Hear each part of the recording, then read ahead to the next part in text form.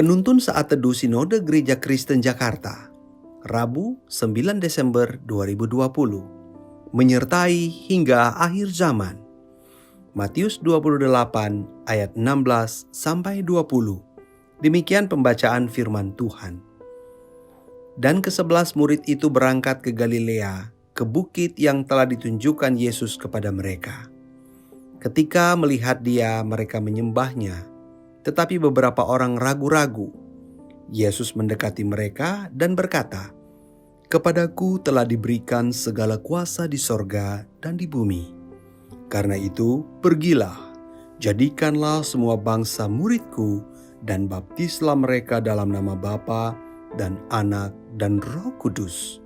Dan ajarlah mereka melakukan segala sesuatu yang telah kuperintahkan kepadamu. Dan ketahuilah, Aku menyertai kamu senantiasa sampai kepada akhir zaman." Saudara-saudari, anak saya yang paling bungsu, Shane, paling bersemangat berpergian bersama saya di kala hari libur. Biasanya ia mengajak saya untuk memasuki toko permainan atau arena bermain anak-anak. Ia begitu percaya diri memasuki area tersebut karena ia tahu bahwa saya menyertai dia. Bagi Shane, penyertaan saya itu sama dengan semuanya beres. Sama dengan beli dan bayar untuk kesenangan dirinya sendiri.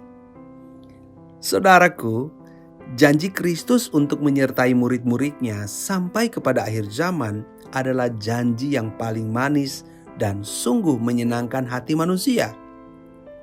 Tak tanggung-tanggung, janji penyertaan tersebut tidak saja diberikan untuk masa-masa sukar di era penjajahan Kekaisaran Romawi, tetapi janji penyertaan hingga kepada akhir zaman. Janji tersebut seolah ingin memosisikan para murid Kristus pada situasi yang serba steril dari berbagai gangguan dan ancaman kehidupan. Ternyata janji penyertaan Tuhan tidak seperti yang diidam-idamkan oleh kebanyakan orang.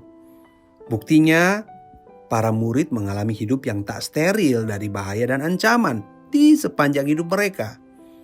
Satu hal yang ajaib terjadi tatkala mereka melakukan misi penjangkauan jiwa dan membawa jiwa-jiwa terhilang kepada Kristus. Dalam hidup seperti inilah janji penyertaan Kristus itu menjadi nyata. Artinya bahwa janji penyertaan Kristus tidak ditanggapi dengan hidup yang pasif dan melulu hanya untuk kenyamanan diri semata.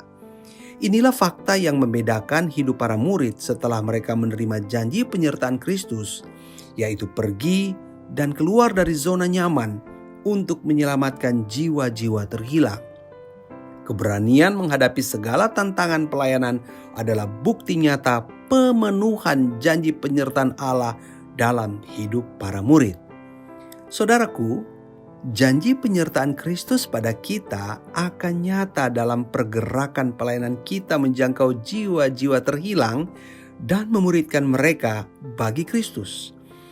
Janji penyertaan Kristus atas kita bukan sekedar janji untuk bertahan hidup menghadapi penjajahan COVID-19, tapi untuk berkarya bagi kemuliaannya. Inilah esensi yang utuh dari janji penyertaan Kristus atas kita, yaitu pada saat kita bergerak untuk melaksanakan agenda Kristus dalam keseharian kita. Dalam praktik hidup seperti inilah, janji penyertaannya menjadi nyata dalam kita.